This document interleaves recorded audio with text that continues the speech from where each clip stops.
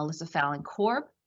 We've also invited to be with us today Dia Carlton, our Chief Human Resources Officer, as well as Franklin Chambers in his new role as Vice President for External Affairs.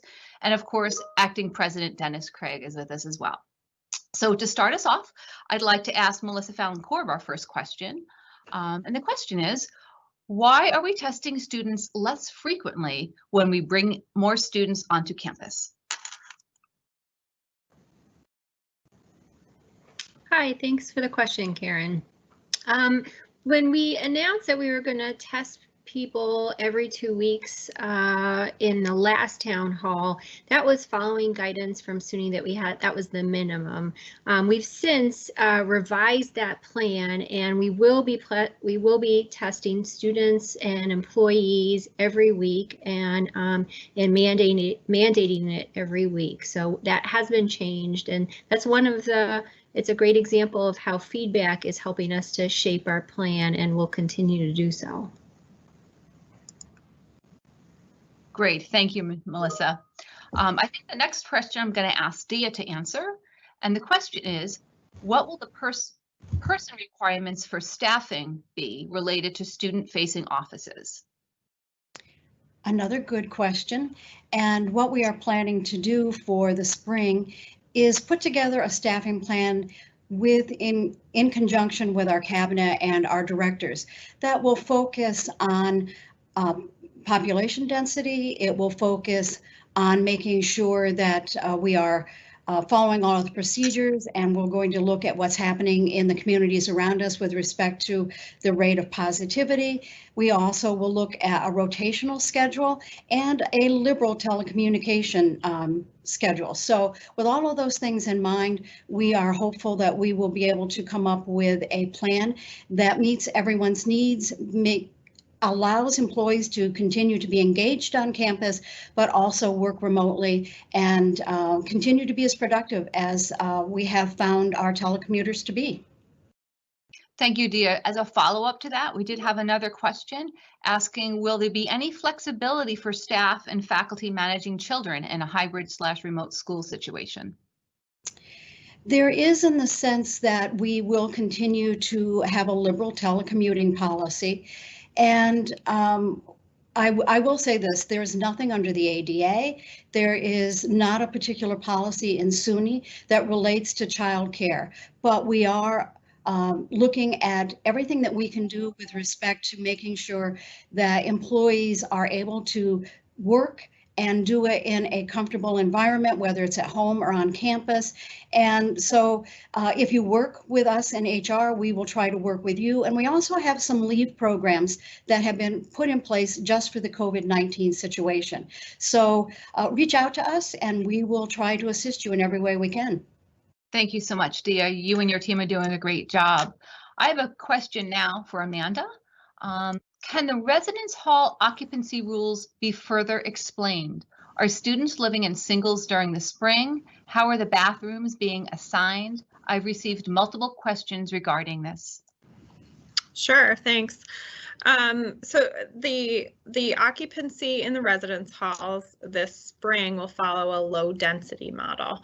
And by that we mean that students will be in single rooms. So a room that would typically house 2 students will now only house 1 student. And we are adjusting our residence hall occupancy so that we are placing students in what we're calling pods of 3 to 4 students per bathroom. So in a suite, that's a little bit easier. You put 1 person in each bedroom of the suite and there's 1 bathroom for them. In the hallway bathrooms, that's a little bit more difficult. And so we're looking at where we're placing the students in that hallway and what full bathroom is available to them. And then we're adjusting how many students are in that hallway and what rooms we're placing them in. So we are following a low density model. They will be in singles, and the occupancy will be based on where we can place students so that there's only 3 to 4 per full bathroom. Great. Thanks so much, Amanda. I think our next question we'll ask Franklin to respond to. And the question is, let's see, we have 2 regarding off-campus residents. Here we go. Off-campus resident students are a concern. How do we impress upon returning students the importance of getting this right this time, being responsible, getting tested, and keeping this from blowing up again? Well, I think communication is certainly the key. My goal is to communicate frequently with students residing off campus, but first we have to create a platform where we can reach those students that are residing off campus in a way that's appropriate for them and consistent with how they would like to receive that level of communication. I think once we've established that level of communication and rapport, we can share with them the benefits of being tested, the responsibility that's associated with being tested, and how it's a responsible act for not only themselves personally, but as a safety measure for their family and friends and the communities in which they reside. Our goal for students living off campus has always been to develop them as great community citizens, and this is just one more opportunity for us to do so. Thanks, Franklin. The next question I will ask, I think I'm going to ask Acting President Craig to respond to this one because he's referenced in it.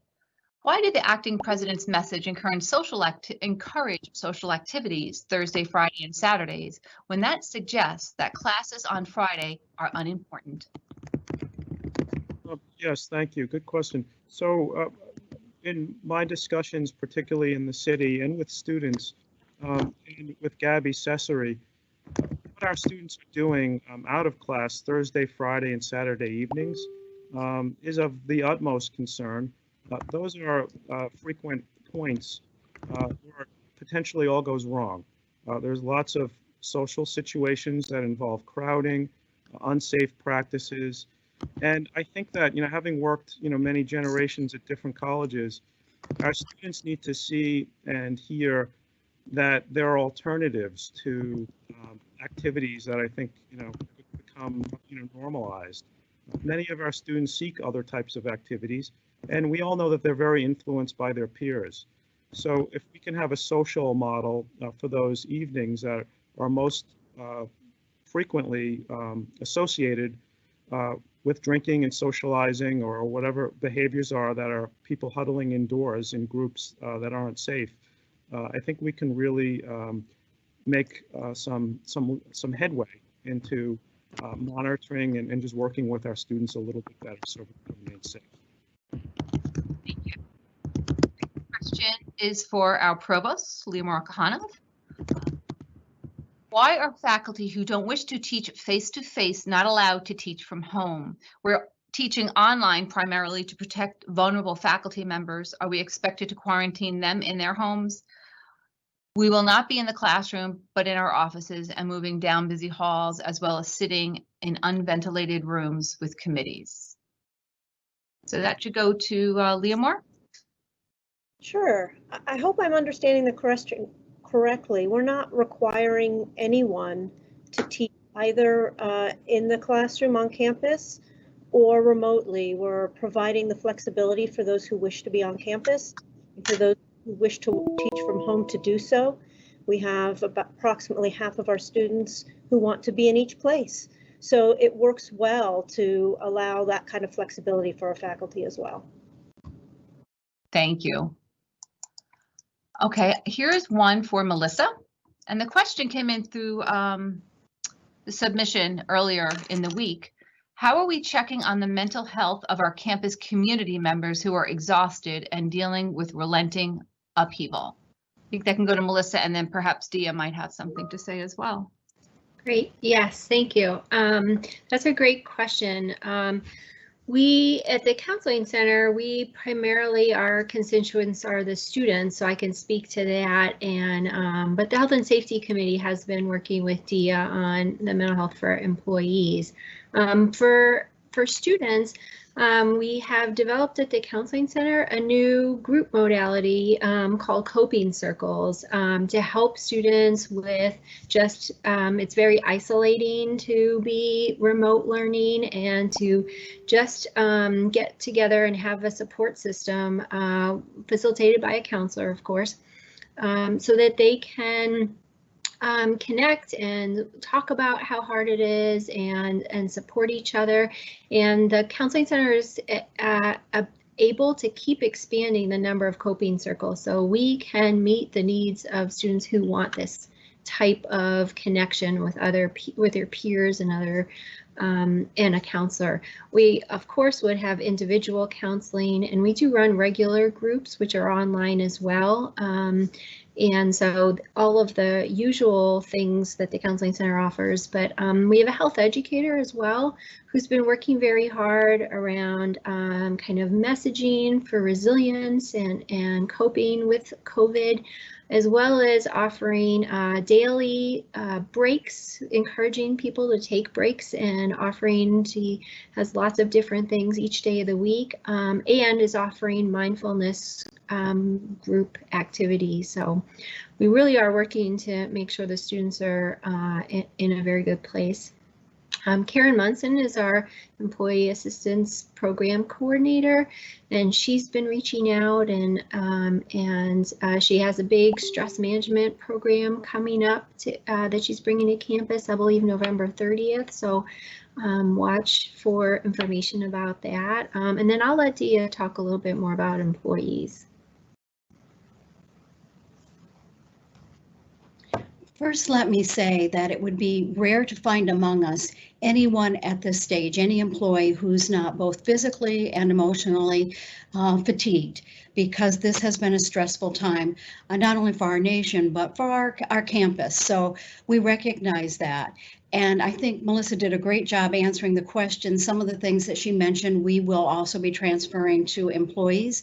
We are going to work very closely with Karen Munson, our EAP coordinator, to make sure that we have regular programming available to address both our physical and our emotional fatigue. I really like the idea of the coping circles, so I think that we'll start looking into that. What I do, though, ask is that if you have some ideas, that you send them to us on the human.resources@oneana.edu website, or email address rather, and let us know, because we are open to any suggestions that you might have to help us help you. So that great question, and I look forward to hearing from you. I would just add really quickly that it's a great relief. I think we can't thank Melissa enough for her work with the testing center, but now you get to really focus on, full throttle, everything that we need with regard to mental health. So I think that's a relief to all of us. Thank you. Our next question is going to go again to Leah Markohanov. This question states, is 20% dual modality a mandate? How will you reach a 20% goal if you don't get enough volunteers? So much like what I said last week when I was on the provost conversation, there is no mandate. We're seeking those who are willing, and we did achieve approximately 20% of our classes are going to be face-to-face or dual modality. And so there were enough individuals on this campus who felt they wanted to be in the classroom, and therefore those who, for whatever reason, would like to teach remote are still going to do so in the spring semester. Thanks, Limor. That's certainly great news, and probably not everyone was aware of that. So that question might be is well answered.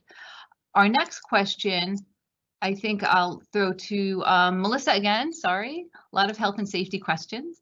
I've been on campus and I've seen multiple faculty or staff not following mask-to-mask guidelines. Has any policy or procedure been created for faculty and staff on campus who do not comply with safety regulations?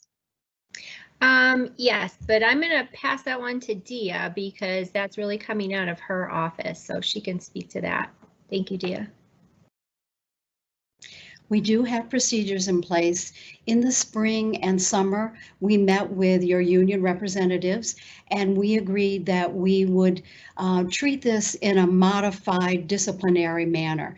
So if you find someone who is not abiding by our guidelines for social distancing or for the mask wearing, whatever it may be, we ask that first of all you report it. So there is a mechanism on the COVID hotline webpage to do so, or you can simply send an email to the human.resources@oneana.edu email address. And we, once we get that information, we immediately reach out to the alleged offender's supervisor, and we ask them to have an immediate conversation and direct the employee to start complying with the guidelines. We also are bringing in our union reps so that they can reinforce that message, because for any of us to be safe, all of us have to follow the guidelines. And so far, each time that a situation has arisen, we've been able to resolve it with that one conversation. Should it not be resolved at that conversation, there would be a second conversation. And then in the third instance, we would move to a disciplinary process. Thank you for clarifying that, Dia. I have another question that I'd like to ask you, Dia. And it's come up several times in the chat this afternoon. It says, will the wellness days apply also to our friends in CSEA as well as the students and teaching faculty? That is a question that I'm not able to answer right now. It is under discussion, and it is certainly something that I think we should consider, and maybe we can do it. But we'll have a conversation in cabinet and with the COVID response team, and hopefully have an answer for you soon. Thanks. I have another question from the chat, and this one is going to Leah Moore. Will students and employees receive a list of courses available for in-person coursework prior to registration? Well, the registrar is working very hard right now to convert the courses that were already embedded into the schedule of classes, and those will be ready on November 23rd for everyone to take a look in the schedule of classes. You can very easily go in there and you can select seeing which classes are on campus, and you can see the list there. Thank you. I'm going to stay with Leah Moore for a moment because I have another question that came in. It says, how should faculty handle a situation where a student refuses to wear a mask in a face-to-face classroom? Sure. I think I'm going to steal what Amanda said to me the other day. You want to think of it somewhat like if a student was in the classroom smoking or behaving inappropriately. We're going to handle all of that exactly the same using our current policies, in that you would submit for the student, you would ask the student to leave, and then you could submit through, and I'm not going to get the term right, I apologize, maybe Amanda can pop in here, student classroom behavior. And so you would submit documentation there where the students would then go through the process of being reviewed. Perfect. Thank you. I have a question that probably will go to either Dia or President Craig. It says, staffing and current vacancies. Will we keep the present numbers? Will we look to fill current vacancies? Well, I think that's a good question. Julie can help chime in on as well. We're reviewing and we're continuing to review vacancies and budget related issues in a very fluid environment. We had a discussion at Cabinet just yesterday on how to retool that process so that we can make the best decisions. I could tell you that the pyramid of needs, we're certainly not going to skimp on anything during a pandemic that relates to health or safety. But we all agree that we need to better strategize because the economic impact of the pandemic will be felt for years. And it comes at a time when demographics, the supply chain for students attending colleges is really beginning to plummet. So some of that was discussed a bit at a meeting this morning in Summit Cabinet. So Julie, do you want to jump in for a second? I can. I'm not sure that my video is working, so I apologize for that. My camera indicates I'm on, but I don't see that.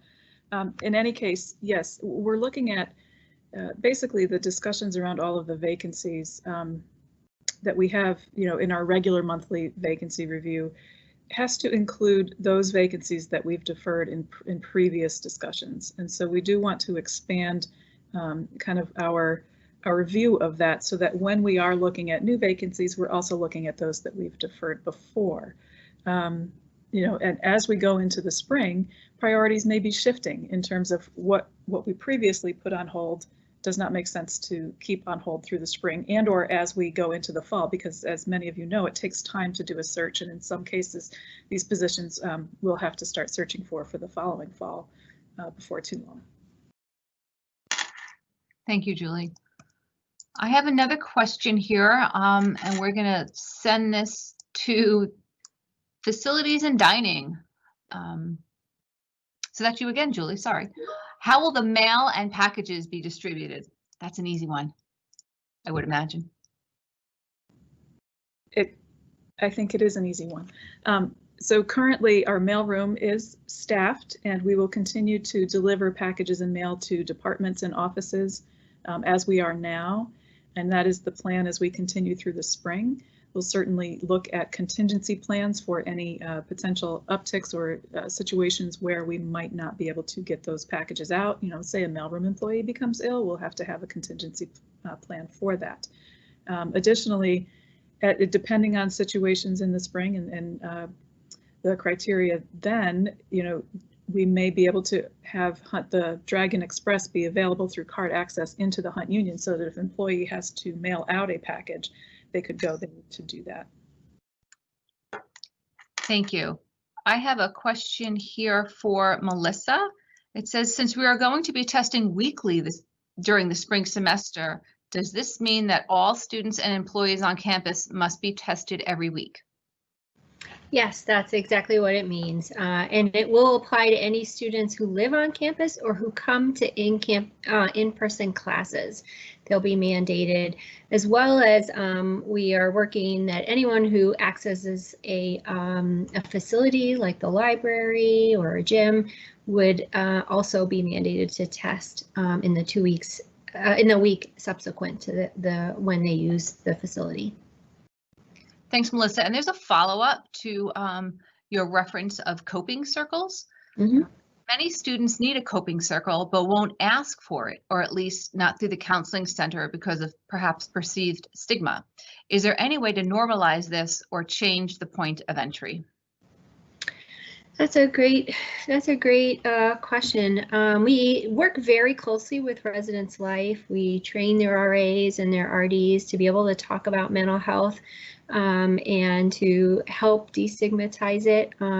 They invite us often to do programs, and a lot of times once they get to meet a counselor one-on-one, they're much more comfortable with it. But we are absolutely open to being able to expand that and maybe work with in a residence hall and have one locally available, work with Residence Life staff that maybe students would be more comfortable. But we're always open to suggestions around this. So if students, we do have a mental health advisory committee, and we have students who serve on that to help us give us feedback. So that's certainly a way that students can help make sure and guide the programs that the counseling center is doing. Great. And the counseling center, of course, is just really working so hard. Thank you. We have a follow-up question for Leemore regarding the 20% of faculty and 80% of faculty. So it says, so 80% of our faculty are choosing to stay online. Is this the norm across SUNY campuses or unique to Oneonta? If unique, has anyone researched why? So the number isn't exactly 20% of faculty, 20% and 80%. It's that we have 20% of our classes that are going to be taught on campus or dual modality. So that's not necessarily 20% of all our faculty. So in conversations with our the other comprehensive schools in SUNY, there's a range between 30% and 50%, 60%, 58% of classes on campus. So we are far lower than what our SUNY comprehensives are articulating in our meetings as to what their range is going to be on campus classes. I think that we do have some unique situations here with what has occurred in our campus compared to others, and that's probably contributing. But some research or data that we've investigated to this point, we haven't had an opportunity to do that. It's been a pretty quick turnaround in asking faculty to teach up to 20% of our class load on campus. So we don't have any raw data to share. Thank you. Here's a question for Amanda. It says, how many students are we bringing back? The number discussed has been 900 students, but on the news last night, they said the college was bringing back 1,100 students. It's a good question. we used a range at first in order to give us some time to figure out what exactly the number was that we could use in our low density model. And so after looking at a couple of different models and some help from facilities in mapping out some of those models, it looks like we're going to arrive at about 1,070 students in our residence halls. That's about a third of what we would typically house. Thanks, Amanda. And there's a follow-up to that. Do we have any sense of the number of students who are returning off campus? We don't right now. I think our assumption is that the students who are currently off campus this fall will likely return to an off-campus apartment in the spring, given that they probably signed an academic year or a full year lease. So I think we can expect the number to remain relatively the same for our off-campus population. That would be a guess. Okay, thank you. Next, I have a question for Melissa in the health and safety area. Is there evidence that mask to mask has not led to the spread of the virus? Where is that evidence? Okay, and so I will, we do have some articles, and if you post this again in the chat, the chatters have the references and they'll post the articles. And if not, you can email me and I will respond with the articles. A lot of this comes from, there were some public statements the chancellor made about general observations about what happened at SUNY, that for the most part, looking at all of SUNY and where the transmission were, there were not a lot of classrooms identified as a course of transmission. In terms of research, there is some research on K-12 indicating that classrooms aren't necessarily the vector for transmission, but there is a study on colleges from the University of North Carolina, and that is looking at where is the indication. So it's sometimes hard to prove something didn't happen with research, but they looked at what the vectors of transmission were for colleges, and primarily they identified that it was social gatherings and congregate living situations. So we do have some research. It's still growing, but and if you post this in the chat, they will put up the links to the articles. Great, thank you. I have another question for you, Melissa. If a student tests positive in a mask-to-mask class, can the instructor and the class quarantine for 7 to 14 days for safety, or does the class need to continue mask-to-mask without any pause or quarantine? What will the protocol be? Okay, good question. The Department of Health generally will kind of look at the situation, but overall, the guidelines are you should quarantine if you're identified as a close contact of a positive. And that means that if you were within 6 feet for more than 15 minutes, you would be identified as a close contact of a positive. All the facilities has worked really hard to delineate and rearrange classrooms so that people and students and faculty are more than 6 feet apart. So we don't anticipate that, but the Department of Health makes that decision on a case-by-case basis. Can they quarantine? They can absolutely quarantine as far as I'm concerned, but in terms of whether they'll be instructed to quarantine, that's a Department of Health call. Okay, thank you. The next question I'm going to ask Julie to respond to, and then potentially Limor after that. The question is, will long-range academic and facilities planning be authorized to commence in the near future? Thank you, Karen. That's a good question and a very forward-looking question. And yes, we are looking to restart, I don't want to say restart because some things have been taking place over the last spring and summer. But we will be moving forward with the facilities master planning process, and certainly that intertwines with an academic planning process.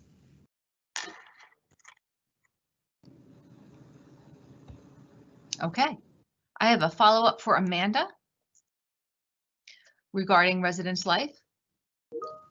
How will, I just got another question. Sorry, I just lost my question here. Here it is. Sorry about that. How will the decisions be made regarding which students will have access to on-campus housing? Will we privilege students who are not vulnerable and who need to access other resources? If so, how will we do this? Yeah, so and it's a great question. It's one we're getting a lot. Because we have limited space, we determine priorities for placement and housing. The housing application went live at 1 o'clock this afternoon. And so as those come in, Residence Life will review them. The priorities are, the first priority is any student with an extenuating circumstance. So we always want to house those students that we know need to be housed here. Homelessness, food insecurity, et cetera. So those students will have priority. Certainly the next priority is on-campus in-person classes. So any student with an in-person class is the next priority. And then, of course, we have students who have either an on-campus employment that's required for them to afford to attend school, or we have students who are engaged in research or a practicum placement locally, or something like that. So some student this student population would be determined based on what the purpose is for them to be on campus. And then, of course, we'll have other applications for students, and whatever remaining space is left, we will house those students. So so there is a priority list, and certainly our most vulnerable students will be given first consideration. Thanks, Amanda. And this next question, I'll start with you, and then Melissa may want to add to it as well. The question is on mental health and student struggles. Are student development or health center offices looking at the testimonies on the Instagram Voices of Oneonta? It is heartbreaking. It is heartbreaking, and yeah, we are looking at all of those things, and students are reaching out on a daily basis, and we're providing the support that that we can provide, and the things that they're requesting and the things that they need, and it's very difficult for students right now, and they feel very isolated. And so they're certainly reaching out when they need it, and I think that's a really important part of this, is that students know that there's somebody that they can talk to, and I think our campus community network is such that when they reach out to a faculty member, or when they reach out to an advisor or another staff person, we're getting them connected to the right resources. But I'll turn that over to Melissa at this point, because I think she might be able to talk a little bit more about it.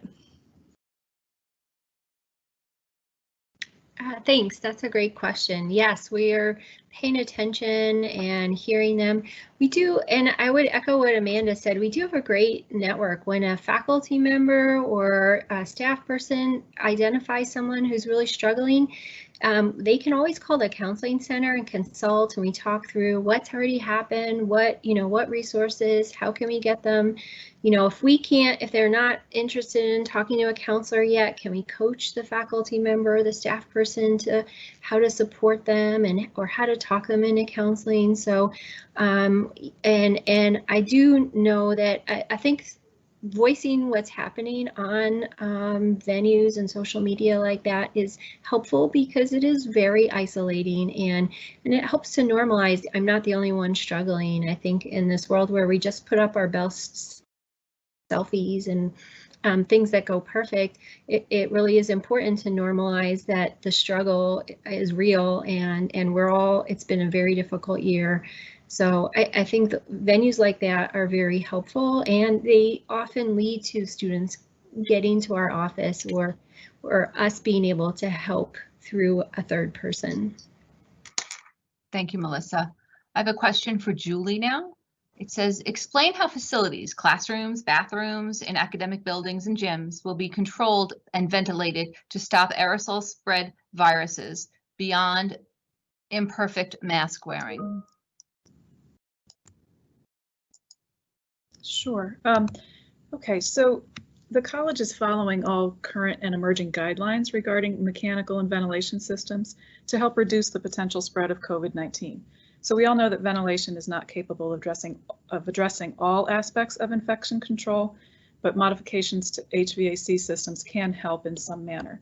So accordingly, the college will be running air systems for longer durations, increasing outdoor ventilation, upgrading filtration, and making other adjustments as part of the larger mitigation effort. So our objective here really is 3 parts. So maximize ventilation rates in all occupied areas to the maximum extent possible. We'll increase air filtration to the most allowed by an existing fan's horsepower, right? You have to have the power behind it to do that, and conduct regular inspection of all equipment to ensure the proper operation of that equipment. Thank you, Julie.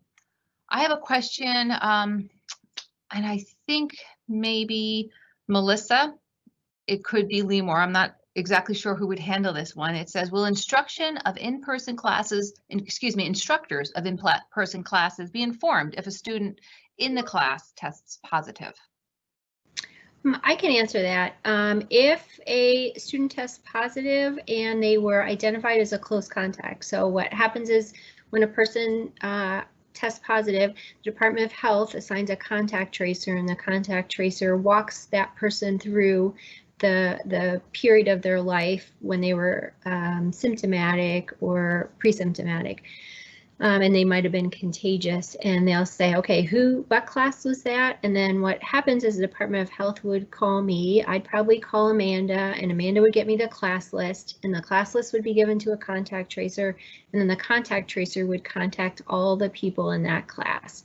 So if someone was identified that you were close contact, that you were exposed to a positive that was symptomatic, and you were within 6 feet for a long period of time, and you are identified as someone who should quarantine, you would be notified, absolutely. Great, thank you. I have a question here for Amanda. If athletics were to resume in-person practices, would they have a separate, sorry, this isn't potentially Amanda, this could be facilities. I'm sorry, if athletics were to resume in-person practices, would they have a separate fitness and gym hours reserved outside of the general student population?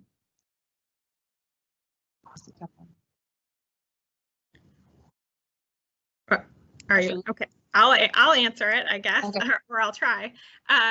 So we're looking at the New York State guidelines and the local Department of Health when it comes to gyms.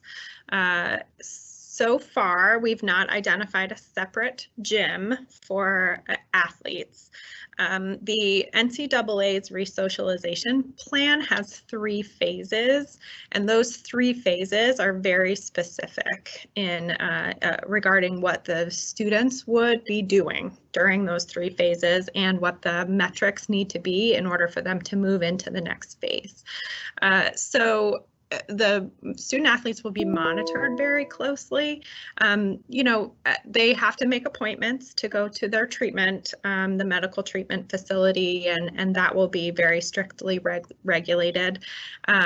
But if there are practices, it's likely that the coach would outline within all of the state guidelines, as well as the NCAA guidelines, would outline exactly what they would be doing well in advance. So if they had to reserve a facility, they would do that likely well in advance, so that everyone on campus would be aware that a certain facility was closed to public use. So that specifically is not part of the plan right now, but we are looking at the facilities as we move through our planning process on the task force. Okay, thank you. I have a question for Julie. How many MERV 13 rated filtration systems are in place in classrooms now? Okay, so I'm going to kind of summarize the answer here, because to count them classroom by classroom, it doesn't necessarily work that way. So here's kind of the short answer on that. Maybe it's long. 71 air handlers currently have MERV 13 or higher, are set for 100% outside air, or serve unoccupied spaces like mechanical rooms, electrical rooms. These 71 areas do not require modification. 28 handlers are MERV 8 and will be upgraded to MERV 13. 3 of these are of significant size, so they handle many spaces. We have MERV 13s that we've just received, some that were ordered back in July that we've just received, but the intent is that we will have those 28 upgraded prior to the spring semester. Thank you, Julie. I have a question for Dennis and/or Franklin. Sorry, Acting President Craig or Franklin. How does the college intend to communicate to and engage with off-campus students during the spring 21 semester? More specifically, how does is the college going to ensure that off-campus students comply with college policy, state and local policy guidelines and laws to ensure that there will be no significant COVID-19 outbreak in the community? Go ahead. Franklin and I were talking about just this morning. So Franklin, why don't you go ahead? Sure. I think first and foremost, we will have to create a communication platform that works best for our students that reside within the community. That may be via text messaging, it may be via email communication, or it may be through podcast or broadcast alerts on our Oneonta webpage. One of the goals that I have initially set for myself is to create a platform that works best for us to communicate with our students. We've noticed recently that the more information that we share with students and their parents, the more responses, positive responses that we've been receiving. So it will be another goal of mine to make certain that I'm sharing information with our off-campus student populations about city ordinances, state ordinances, or even the local town ordinances, in addition to our student code of conduct. I think that if we provide more information or consistent information to our students and what our expectations are, they will rise to the challenge and make certain that they are responsible students. Education is key to everything that we do as an institution of higher education. So we will continue to educate our students.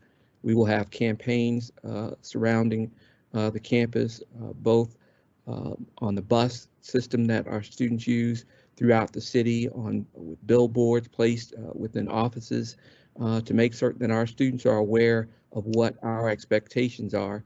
And we'll ask the community to partner with us in instilling this message. We also have a team that's launching a parent communications platform and newsletter on a weekly basis. One thing I think we've gotten right over the past few weeks is parents being a lot more happy with the communication they're getting from the college. And I think that they could be an effective partner in helping us with prevention strategies. So that will be added to our toolkit. Thank you. I have a question I'm going to ask Julie to answer this one. How will the custodial and trade staff be notified if there are positive students in a particular dorm? In the fall, many custodial and trade staffs were unaware of the locations of positive students and were entering these areas. This put them at risk and it was unnecessary. Okay, so I'll try to answer. I may rely on Melissa and/or Dia to help me out with that. I believe it falls back to the contact tracing and the guidance from the Department of Health in terms of who needs to be contacted as a person of close contact with somebody who's been diagnosed as positive. But with that, I'll ask Melissa and/or Dia to weigh in. I can go next. It's Melissa. When a person who is tested positive, we have worked really hard on campus to have good systems in place. So what happens is when a person tests positive on campus, we can access we have ability to access their card access. So we know what buildings they went in, we know where they lived, and we actually have a program where we have a cleaning schedule for that space. Generally, it's left open for 72 hours, and then a cleaner will go in at 72 hours to allow, and that was with guidance from the CDC and following best practices in that. What sometimes happens though is when quarantine people are moved, it seems like that. So we were very careful that we were tracing and cleaning after positives, but a lot of times people who might have been a close contact got moved into quarantine, and it would be staff might not know that someone was in quarantine and not necessarily tested positive. And lots of people in quarantine never get sick, so that's a good thing. Certainly is. Thank you, Melissa. I have a question that I'm going to ask Leemore to answer. It says, is there any possibility that the March Wednesday Wellness Day could be moved to a Monday or a Friday so that we could get 3 days in a row off? So there's a couple of pieces to this. One is that we have to make sure that when we're providing wellness days, that we space them out adequately so we have the same number of Mondays, Tuesdays, Wednesdays, etc., so that the classes are proportioned the same across the semester. The other piece to having wellness days in the middle of the week was that we were trying to limit travel external to Oneonta and students returning to their home if their home is not Oneonta, so that we can reduce transmission that occurs from travel across the state. And that's why we've centered them in the middle of the week. Thank you. I have another question for you. It says, are internships allowed to be face-to-face or mask-to-mask in Otsego County spring 21 beginning in February? So conceptually, yes, but some of it is going to depend on the rates of transmission. If they do go up, we may have to pull back on that. And there's a dual component here. So as an institution, we are supporting internships in Otsego County, but that also needs to be on the internship side. They have to be willing to accept our students, and that's going to be part of the process moving forward to make sure that both our transmission rates are down, as well as the internship site coordination is willing to accept our students. Great, thank you. Good question. Julie, I have a question for you. It says, will there be food and drink provided to the students who test positive off campus and have to isolate? Or could a team be set up that would be willing to make deliveries of food and drink to the students who need help while they're in isolation? So if I understand correctly, the question is about off-campus students who are quarantined or isolating, and if they have food needs, certainly we want to provide a means for them to outreach to the campus so that we can help out with those food needs. We don't excuse me, we don't want our students to be insecure in that area, and so I think there was a second part to the question, though, Karen.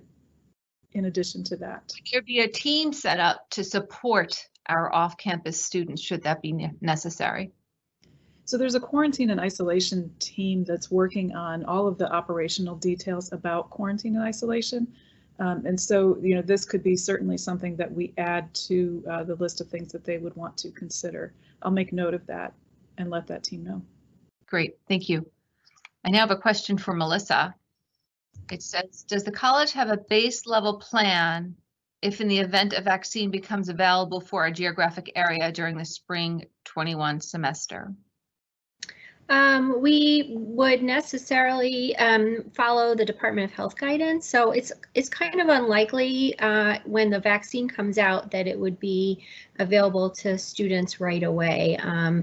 The guidelines right now are that it's going to be health workers, essential workers first, the elderly, and people with underlying health conditions would be next. And so we would be following the Department of Health guidelines. They would probably give us access, and it's likely that anyone with an underlying health condition would be first. And then we would, of course, start developing a system for how to disperse that. Thank you. I have another question for, for Amanda, and it says, this is a great one. Will OSIS be functional for spring 21 semester for medical calls and/or safety and medical escorts? Actually, I just had a conversation this morning about this. So the OSIS advisors are reaching out to their members, and a lot of this depends on what students are coming back to campus for, either in-person classes or those students that want to come back for service to OSIS. So they're gathering their numbers, and the plan is that they would come back and be in service in the spring, as long as they have enough members to satisfy the shifts required, and that they would be available for medical calls and escorts from dusk till dawn. Great, thank you so much. We are nearing the end of our session, so at this point, I'm gonna ask Acting President Dennis Craig to provide us with some closing commentary. Thank you.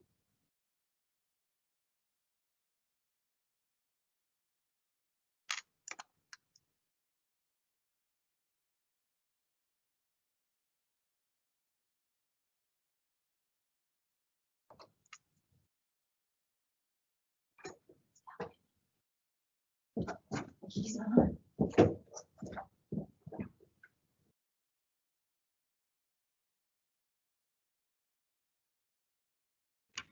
Okay, it helps when I unmute myself.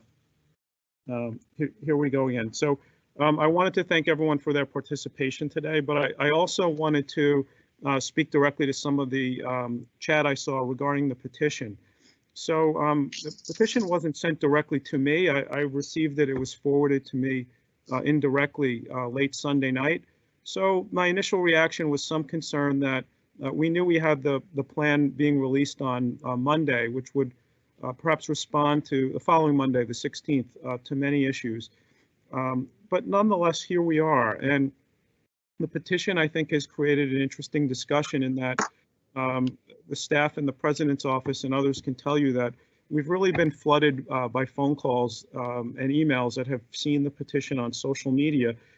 And, you know, there are a lot of students and parents in particular that don't really, I guess, see the whole picture, and they're very upset. They're comparing us to other campuses. The students are seeing other campuses approach COVID very differently with many more types of in-person learning.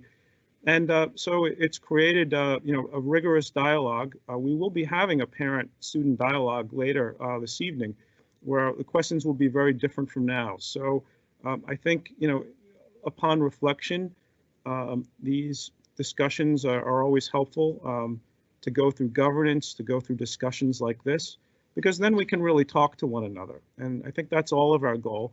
If anything I've learned from my short time here is that we all really care very deeply about our students. And very often that leads to different ways of thinking about solving these problems that are so important and so huge to us.